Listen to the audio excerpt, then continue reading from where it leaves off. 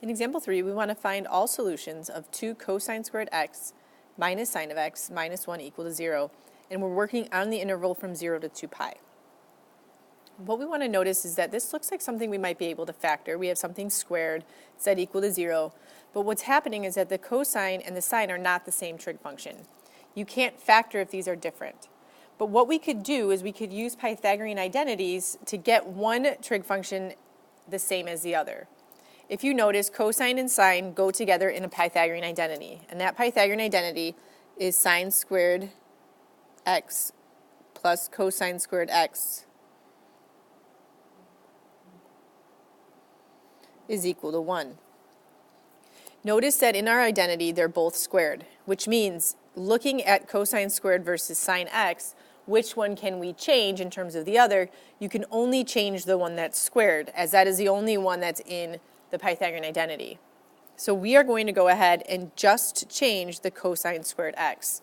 So we are just looking to change this part, which means everything else stays the same.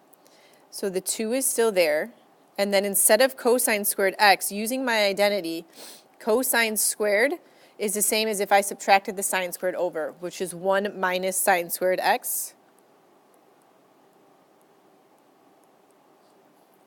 Then I have minus sine of x minus 1 equal to 0.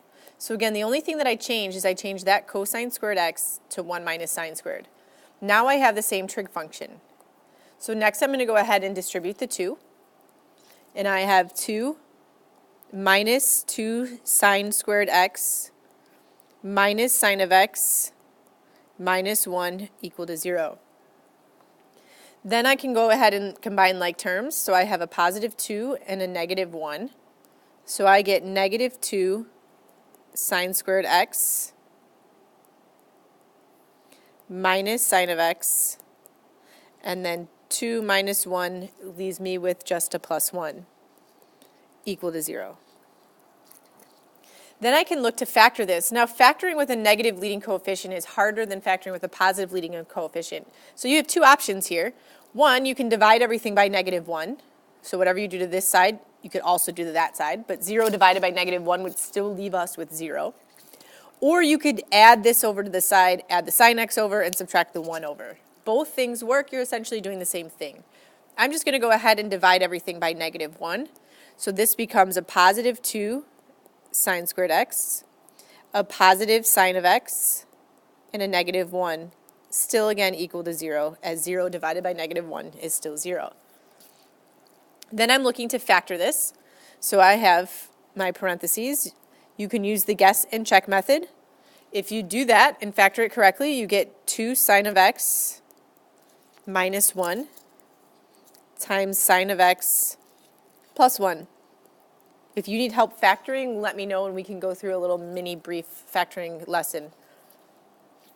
From here, we can take both things in parentheses and set them equal to 0.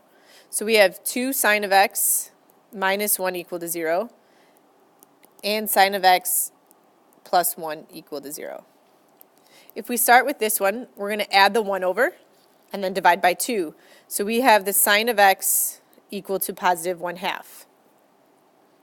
If we look at that, sine is positive in the first and the second quadrant. So we can put our triangle here. If sine is 1/2, we're going to label the y value as a half, giving our inside angle as 30 degrees, telling us that we are looking at a pi over 6. If we are also in the second quadrant, using this pi value, which is 6 pi over 6, and subtracting that reference angle of pi over 6 gives us 5 pi over 6. So we can say that x is equal to pi over 6 and 5 pi over 6. Remember, we do not need to add on that 2 pi n because we are looking at just from the interval from 0 to 2 pi. Next, we'll solve the sine of x plus 1 equal to 0. Subtract 1 from both sides, we get sine of x equal to negative 1. And if we look for where the sine of x is negative 1, we're going to be taking a look at our axes. So at our points here, here, here, or here. So this is our point 0, positive 1. Here's 0, negative 1. Remember, sine is our y value, so sine is negative 1 at 3 pi over 2. So here we get x is equal to 3 pi over 2. So we actually have three answers for this one: pi over 6, 5 pi over 6, and 3 pi over 2. If you have questions, let me know. Otherwise, I'd like you to try this. Do both of them. If you're only going to do one, if you think you pretty much know what you're doing, at least do letter B, which deals with tangents and secants rather than cosines and sines. If you want some good practice, I would suggest doing both. But go ahead, pause it now and unpause it when you're ready to check your answer. If you did letter A correctly, letter A, you should get three answers: x is equal to 0, 2 pi over 3, and 4 pi over 3.